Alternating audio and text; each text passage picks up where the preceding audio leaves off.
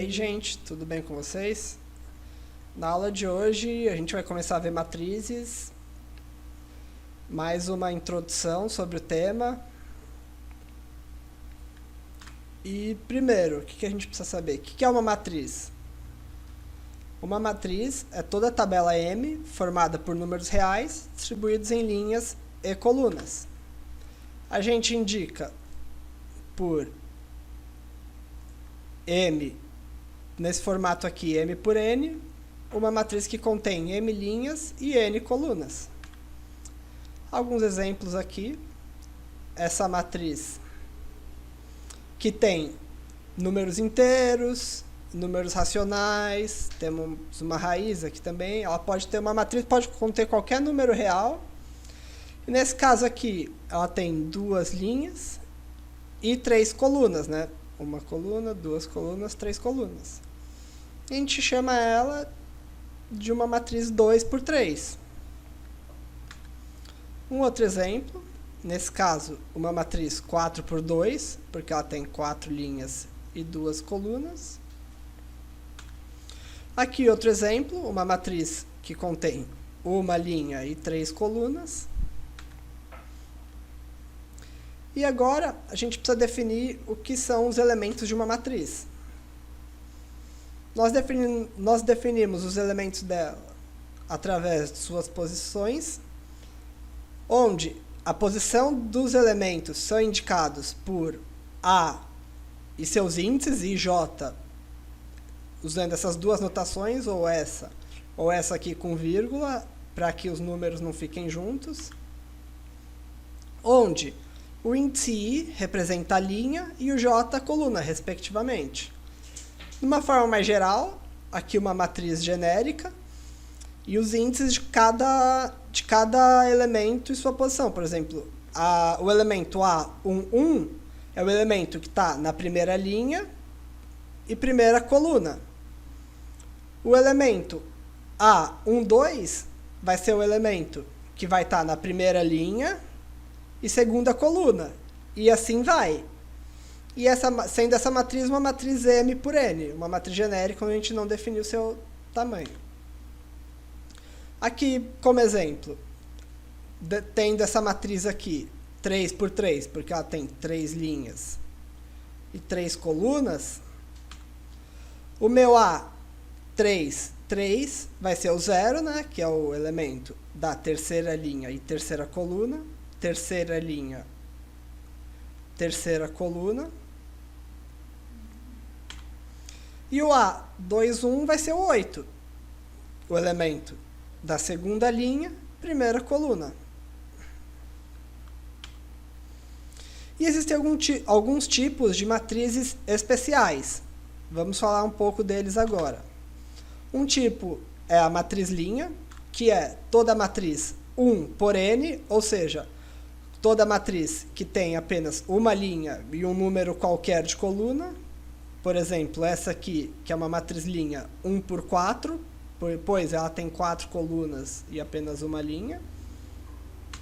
Da mesma forma, existem as matrizes coluna, que são todas as matrizes M por 1, que são as matrizes que possuem um número qualquer de linhas, porém apenas uma coluna, como essa aqui, que tem 4 linhas, 1, 2, 3, 4 e uma coluna.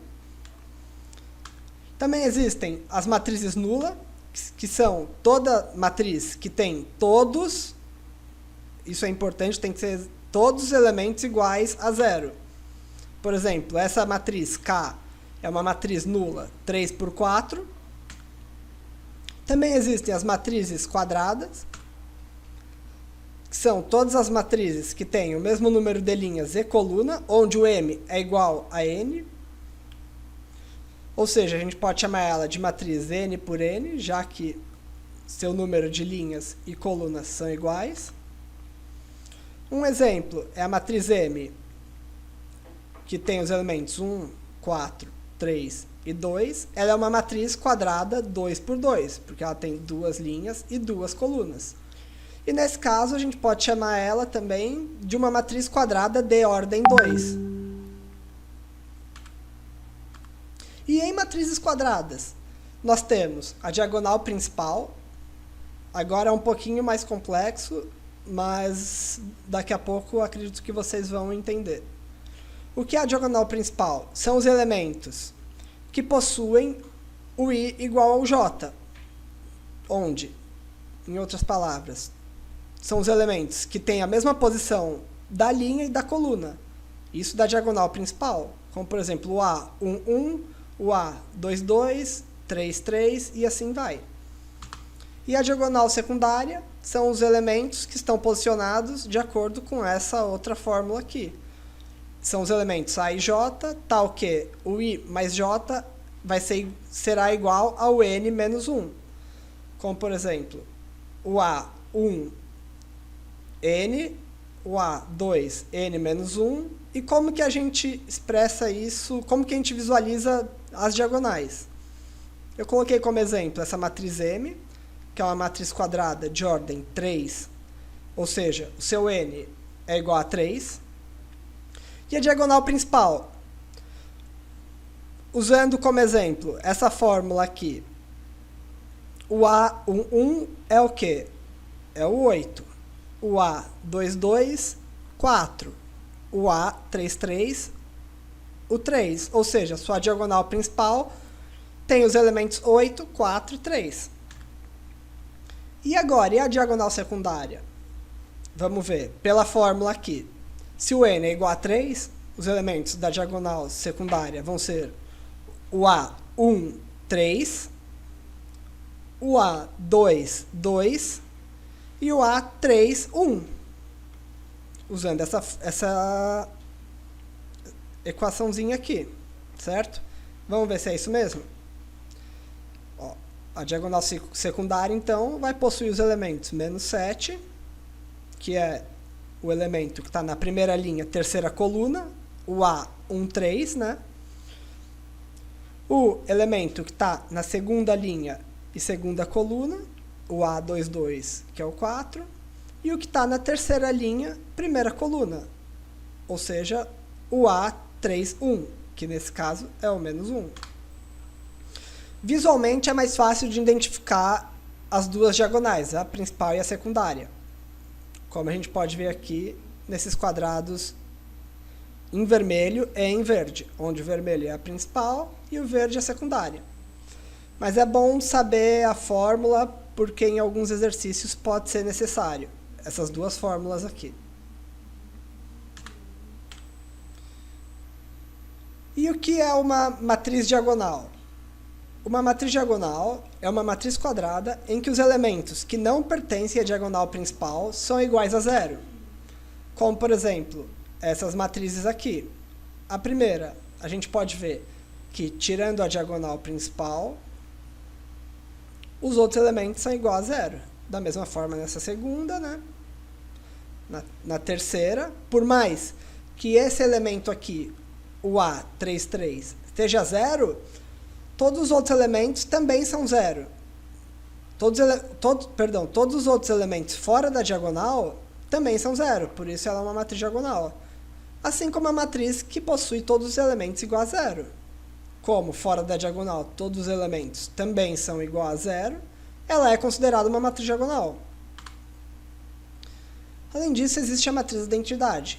O que é a matriz de identidade? É a matriz diagonal onde os elementos da diagonal principal são iguais a 1. A matriz de identidade a gente vai indicar com a letra I e um subscrito N, onde N é a sua ordem.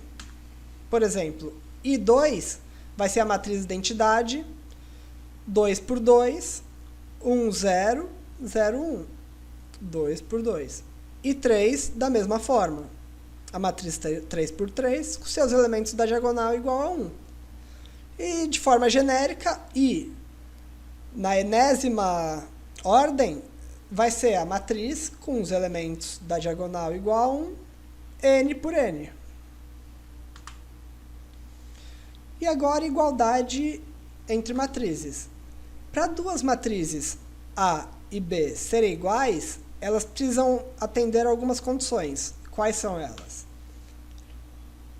Ela tem que ter o mesmo número de linhas e colunas, ou seja, se a matriz A for M por N e a matriz B O por P, o M tem que ser igual ao O e o N igual ao P. E além disso, se a matriz A tiver os elementos A com as posições I e J e a matriz B tiver os elementos B com as posições I e J, para elas serem iguais, os elementos A e B, para a mesma posição, para o mesmo I, para o mesmo J, tem que ser igual para toda a matriz. Ou seja, em outras palavras, todos os elementos correspondentes devem ser iguais. Por exemplo, essas duas matrizes aqui, elas possuem o mesmo número de linhas e o mesmo número de colunas. E todos os seus elementos são iguais, como a gente pode ver aqui. Já nesse outro caso, por mais que essa parte seja igual a essa, seu tamanho é diferente. Ela não possui o mesmo número de linhas e o mesmo número de colunas. Portanto, elas são matrizes diferentes. Isso é uma coisa importante. Para duas matrizes serem consideradas iguais, elas têm que ter o mesmo tamanho e todos os seus elementos têm que ser iguais. Agora um exercício. Nesse exercício, a gente vai indicar explicitamente os elementos da raiz A, que tem seus elementos A e J, tal que A e J vai ser o I menos o J. Aqui já fica claro, já está definido que ela é uma matriz 3×3, que ela tem, então, 3 linhas e 3 colunas. Vamos escrever aqui uma matriz genérica 3×3. E suas posições. O primeiro elemento vai ser o A11, que está na primeira linha, primeira coluna. O da segunda linha, primeira coluna, vai ser o A21, e assim sucessivamente. Beleza, agora a gente já tem ela formada. A gente pode ver que esse primeiro número são os valores de I e o segundo número são os valores de J. Então, a gente já pode montar a nossa matriz A resolvendo aquela equaçãozinha, I menos J, para toda a matriz. Ó. 1 menos 1, porque o I é 1 e o J é 1. Nesse caso aqui, na segunda coluna, primeira linha, 1 menos 2. Por quê? Porque o I é 1 e o J é 2, e assim vai para toda a matriz. Agora, resolvendo ela, nós temos a nossa matriz A. Agora, a primeira operação entre matrizes que a gente vai ver é a adição entre matrizes.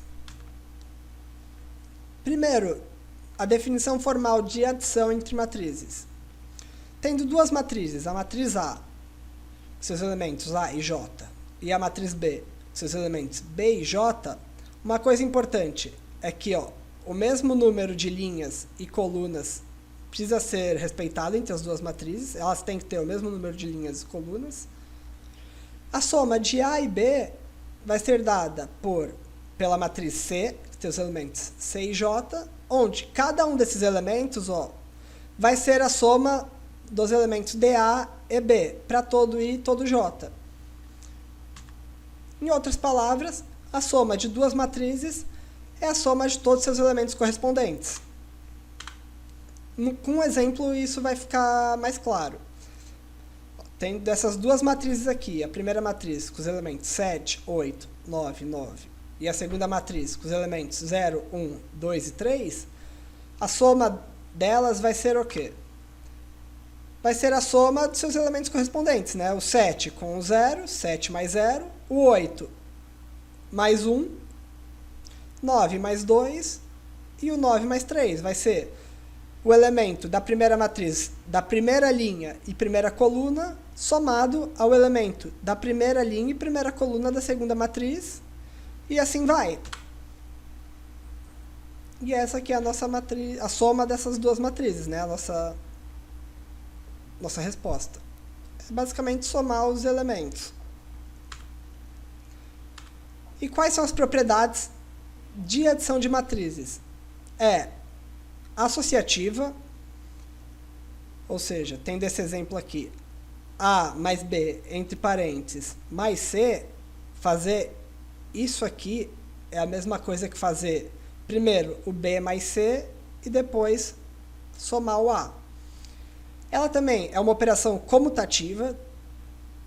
O que isso representa? Fazer A mais B é a mesma coisa que fazer B mais A. Ela possui um elemento neutro, ou seja, existe um elemento neutro M, tal que A mais M vai ser igual a A. Existe um elemento que sempre que a gente realizar essa operação A mais M, vai dar o próprio A. A gente vai descobrir qual que é esse elemento neutro da soma no próximo slide. Além disso, toda matriz possui um simétrico. Ou seja, existe um A com apóstrofo, tal que o A mais esse elemento simétrico resulta no elemento neutro. E no caso da soma, o elemento simétrico vai ser sempre menos A. Agora vamos determinar um exercício que é determinar a matriz M, determinar aquela matriz neutra, tal que A é a matriz que tem 1, 2, 3 e 1, e o A mais M é igual a A, né? Que é aquela própria definição de elemento neutro. Então, o que a gente precisa fazer? Primeiro, para realizar a soma, a gente já sabe que as matrizes têm que ter o mesmo tamanho. Então, se o A é uma matriz 2 por 2, a gente pode ver que ela tem duas linhas e duas colunas. Então, a gente sabe que o M, também vai ser uma matriz 2 por 2. E como que a gente faz? A gente vai montar aquela operaçãozinha da soma, trocando o nosso M, que é o que a gente não conhece, e colocando seus elementos como incógnita. Vai ficar a matriz A mais a matriz M, que a gente não conhece seus elementos, que dá o próprio A, né? Então, o que a gente faz? A gente soma o 1 mais o A, o 2 mais o B, o 3 mais o C e o 1 mais o D, que é como se a gente estivesse fazendo a soma, e isso tem que resultar o nossa própria matriz A. E com isso, o que a gente pode concluir? A gente pode concluir que o 1 mais A, que é esse primeiro elemento aqui da primeira linha e primeira coluna, tem que dar 1. Que 2 mais B tem que dar 2. 3 mais C tem que dar 3. E 1 mais D tem que dar 1. E com isso, o que a gente pode concluir? Que esses elementos aqui, o A, o B, e o C e o D, para essa condição ser atendida, tem que ser igual a 0. Ou seja, para a soma, o elemento neutro vai ser a matriz nula, de mesmo tamanho. É importante isso, porque para nem toda operação, o elemento neutro é a matriz nula. Nós veremos os elementos neutros de outras operações mais para frente. Por hoje é só isso, pessoal. Obrigado e até a próxima aula.